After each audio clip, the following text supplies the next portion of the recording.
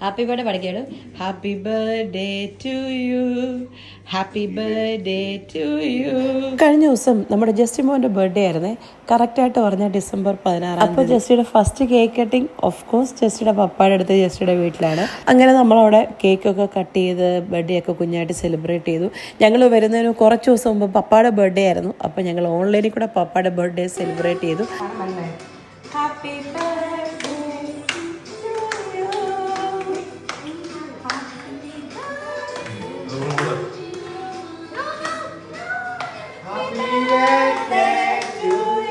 അത് കഴിഞ്ഞ് പിന്നെ വൈകുന്നേരമായപ്പോൾ എൻ്റെ വീട്ടിലോട്ട് വന്നു. അവിടെയും ചെറിയൊരു ബർത്ത്ഡേ പാർട്ടി ഞങ്ങൾ സെറ്റ് ചെയ്തിട്ടുണ്ടായിരുന്നു.